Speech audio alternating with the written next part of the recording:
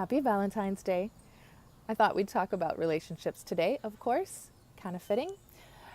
I have often been asked the question, what is the most important quality in a healthy long-term relationship and a successful long-term relationship? Now, it's hard to pin down just one thing, probably impossible because there's a lot of things that it requires. But if I am to pick something, it's kind of a broad thing.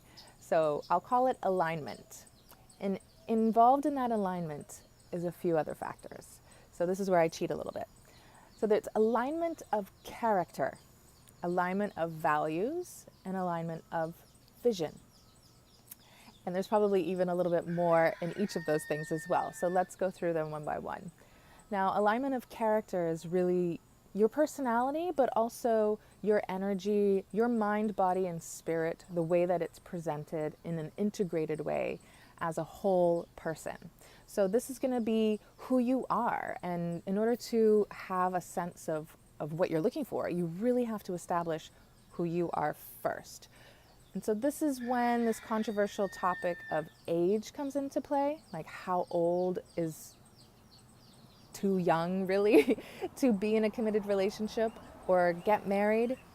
And there are always going to be examples where people are different and they may really kind of refine themselves by a young age and know exactly what they want. It doesn't mean it won't change, but I'm not going to deter people who really feel like they've put in the time and the effort to know themselves and know what they want and know that this person is the right fit for them from pursuing that love interest and that long-term relationship. But oftentimes what you'll find is a youngster has been leading with their feelings. And that's where we get into trouble. And it doesn't even have to be a young person. It could be, a 30-year-old person or a 40-year-old person or whatever. So when we go into relationships just sort of like, gaga and puppy dog eyes or whatever the equivalent is for men, not thirsty, but you know what I mean, like just head over heels kind of feeling. They're not really trying to measure that person against what their standards are, right? Because you need to align with that person. In order to align with that person, you have to make certain judgment calls and assessments of what their character is, what their values are, and what their vision for their life is. And then this is the logic part, right? You're really trying to see if there's a complementarity there. If you sync up, you're not going to be the same. You're not looking for someone who's a mirror image of you as in regards to like a complete carbon copy.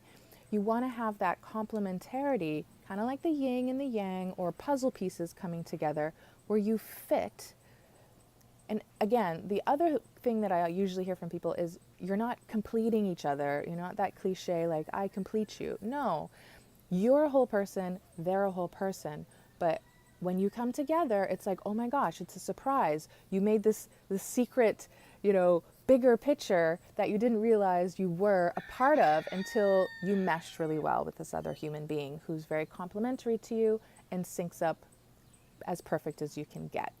Now, the other thing is there just one person? Are there multiple people? Now, probably in the entire world, and I really need to check what is the world population, but however many billions of people there are, let's say there are, let's just call it 1,000 people that would hypothetically be that match for you. So out of those thousand people in the world, the whole world, how many are you likely going to meet and interact with? Let's say maybe 50. Okay, let's just call that number out. So out of those 50 people, you still might miss a few for timing, happenstance. You make a mistake, it doesn't work out because of XYZ. We all make mistakes, we're human. So there's a lot of different factors that may narrow it down that you really don't have that many chances to meet someone that's going to sync up that well with you. So when you do, you should be taking it seriously. You shouldn't have such a focus on minimizing it. Like the abundance mentality is great, but at the same time, you don't want that to deter you to take it for granted because it is special and it shouldn't be taken lightly. So if what you want is a long-term relationship. So getting back to the qualities, the big one is alignment. Now, under alignment is alignment of character, alignment of values, and alignment of vision. So first things first, is knowing what your character is, what you stand for, your personality. It takes us a while as we're growing up to figure out what our personalities even are. We change. We change our minds. We're pretty fickle people. It isn't until we do a lot of trial and error and experiencing life that we come to a more stable foundation of who we are. Now, that's not to say everyone should wait until they're 35 or older to settle down, but it is important to make sure that you prioritize that process of self-development and self-discovery, really. There's not like one sort of static version of yourself inside that you need to find, like a treasure hunt. You create the person you want to be, absolutely. It's about agency, taking that personal responsibility to use your values and your belief systems to carve like the person that you aspire to be. And it's a choice. There's going to be certain biological factors, like your default personality is there, but it doesn't mean that you have to be a certain thing. You don't have to be shy. You don't have to be lazy, right? You can improve on those things. You don't have to be neurotic. You can improve. You can do the things that it requires in order to snap you out of those bad habits, to be an outgoing person who can self-regulate. And self-regulation is such an important topic. I need to do like a whole video on self-regulation. I talk about it a lot, but basically what it means is your ability to maneuver your emotional world so that you can stay pretty calm. You know, you're still going to have some fluidity there, but you want to be able to be emotionally resilient. And all of those things are included in that character piece. So character is your individual puzzle piece that you're bringing to the table of a relationship. Now, the values is also part of that. That's just getting a little bit more specific.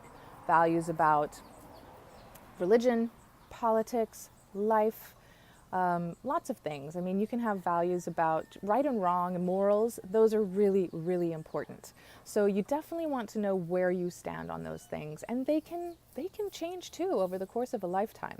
So you need to be very aware of where you stand. And you basically just, you consume some information, you read books, you go to class, you talk to people, you interact with life in order to find out what your boundaries are. And that's how our values are established. When our boundaries are crossed and we feel, no, that's wrong, those are important thresholds for us to remember. They sort of tell us a lot about ourselves. And over time, they become very consistent and predictable.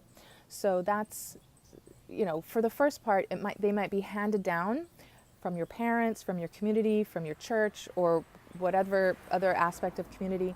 And so you kind of have to see if you internalize those and own them yourself, or if you diversify a little bit and find different values or adjust them and refine them to suit yourself. But that process also needs to happen. Now, the vision part is more of a forward-looking thing where you look into the future. It maybe just be, you know, tomorrow. It could be 6 months from now, a year from now, 5 years from now, and so on and so forth, all the way till your deathbed. And that's a good exercise to do too, but we won't talk about that today. But that vision is what you are going to curate out of your own life and cultivate out of your own life. What is your plan? Obviously, we cannot plan to a T what our life is going to be like, but we can have an intention based on all of those things we've already talked about. So based on our character and our values, our belief systems, morals, all of that, and basically our personality, we're going to know what kind of life course we're setting for ourselves. And so getting now to the vetting part, when you know, we're dating, and I talk about this a lot. The vetting is what's important because you're looking for a partner who matches those things. Those are the most important pieces. So they align with you along character, values, and vision. And when you find people that align on those things, then you're going to see if there is that synchronicity between the two of you, that you sync up, you harmonize together, you are complementary. You're not too similar. You're not too different. You're just this right amount of the same and different that you mix in a very fluid sense. And so that's when you know you've really met your match. And all of those other things that we think of when we think of important qualities in a healthy, successful relationship, like communication, conflict resolution, problem solving, decision making, sexual polarity, and chemistry, all of those things are going to be pretty easy at that point. Now, I didn't mention commitment, loyalty, fidelity, all of that as well. Once you've found someone that is truly aligned with your character, your values, and your vision, it's basically pretty simple to do all of those other things because you're really investing in yourself, in your own success, in your life. So that investment is just going to compound on itself to make you a happier person. So you're not going to want to stray from that relationship. You're not going to want to injure it or take it for granted, although we still need to make sure that we're making the effort and taking the opportunity to, put into that relationship what it requires in order to not just maintain it, but always strive for it to be as successful and amazing and fulfilling as it possibly can be, and never taking that for granted. And not waiting for Valentine's Day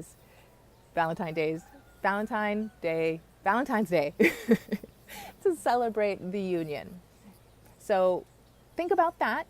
Look at your own relationships if you're in one, or when you do start to find somebody that does match up on those values, that vision, and that character, that hey, this is like a gem. This is a really good opportunity for me to see what there is here, because this is rare, and it is. And don't forget, the reason why I talk about all this stuff is because I am a marriage and family therapist, relationship coach, and I do a lot of work online. But feel free to subscribe to the channel, comment below, like the video, reach out to me anytime. And of course, if you want to speak to me one-on-one, you can contact me and book a session. So until later, ciao.